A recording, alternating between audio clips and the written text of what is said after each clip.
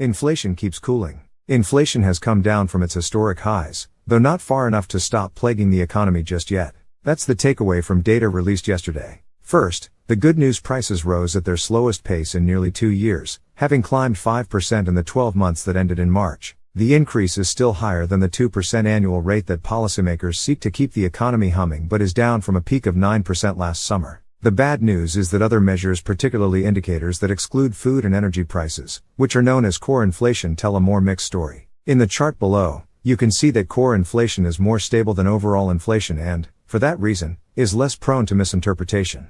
"We're past peak inflation," said my colleague Gina Smilek, who covers the Federal Reserve, America's central bank. But inflation is still pretty stubborn.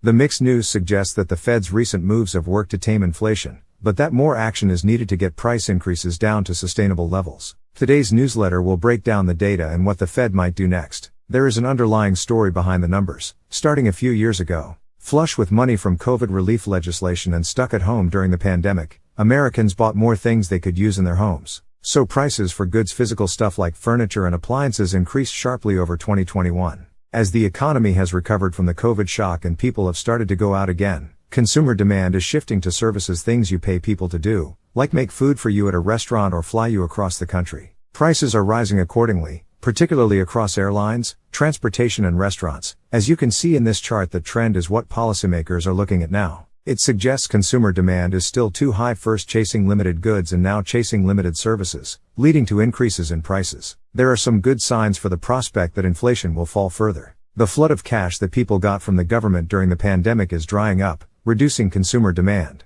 The supply chain has largely untangled itself from the snarls of the earlier COVID days. The shock to oil and gas prices from Russia's invasion of Ukraine has eased. The Federal Reserve, in an effort to further restrain demand, has increased interest rates to make borrowing money more expensive. But there are also some potentially bad signs. American consumers are still spending a lot, taking advantage of higher wages and savings accumulated during the pandemic. The cartel of oil-producing countries, OPEC, is cutting its production to try to raise prices. The longer inflation persists, the more likely it is to become ingrained in the economy, making it more difficult to bring down further. It's not that inflation is going to take back off and spike again, but that we might not be able to fully stamp out what remains of it, Gina said. Going forward, policymakers will probably try to take a balanced approach to match the mixed story. The Federal Reserve is likely to take more measured steps than it did last year. The central bank regularly increased rates by 0.5 point or more for much of 2022, but it adopted a smaller quarter-point increase last month and is widely expected to repeat that step at its next meeting in May. There is a risk that the Fed does too little and inflation persists, as happened in 2021.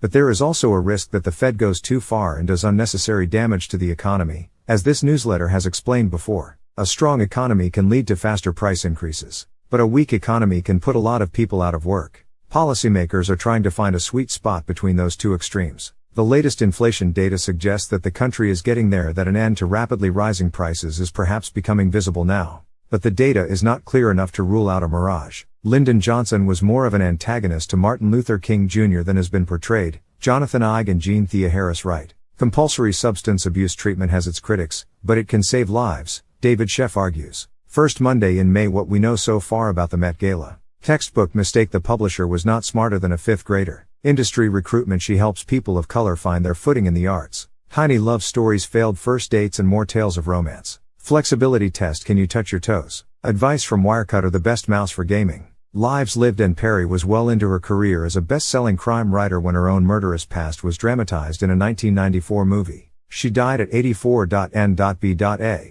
Eliminations: the Chicago Bulls knocked the Toronto Raptors out of the postseason and the Oklahoma City Thunder ousted the New Orleans Pelicans. Position switch: Bryce Harper, the baseball star, is still recovering from elbow surgery, but he has come up with a creative solution: a move to first base for the Philadelphia Phillies. Jeff Bezos steps aside: the Washington Commanders will have a new owner at some point, but it won't be the Amazon founder. Bezos has officially taken his wallet and gone home. Jarred Kelenic arrives: watch his 482-foot home run at Wrigley Field yesterday. In 1993, federal agents stormed a compound that was home to an armed religious sect, known as the Branch Davidians, outside Waco, Texas. The raid culminated in an inferno, broadcast on live television, in which 76 Davidians died, a third of them children. 3 decades later, Americans are still divided on what happened. Chris Wagner writes in The Times: was Waco an inexcusable episode of government overreach or the outcome of a dangerous cult's fanaticism? Two new shows: Waco: The Aftermath on Showtime and Waco: American Apocalypse, a Netflix documentary series, are taking a second look. "We really wanted to explore the idea that maybe this didn't happen because someone was evil," said John Eric Dodal, a creator of the drama, "but because humans are fallible and communication is difficult. This ragu is unapologetically lamb forward." Minor notes: Volume 1 is part of a series that aims to amplify the voices of lesser-known black poets. The Times podcast The Run-Up investigates what Democrats' change in the party's primary says about President Biden's grip on power. "He is not a stable genius." Jimmy Kimmel mocked Trump's interview with Tucker Carlson. The Times is introducing a new feature, Spelling Bee Buddy. It can help you solve the bee when you get stuck, and analyze your play. The pangram from yesterday's spelling bee was expunging. Here is today's puzzle. Here's today's mini crossword. And a clue: what a shame, 4 letters. And here's today's wordle. Thanks for spending part of your morning with the Times. See you tomorrow. German.s. The Times is inviting illustrators to share work with newsroom art directors. Apply by June 16. Here's today's front page. The Daily is about the leaked documents. Sign up here to get this newsletter in your inbox. Reach our team at themorningnytimes.com.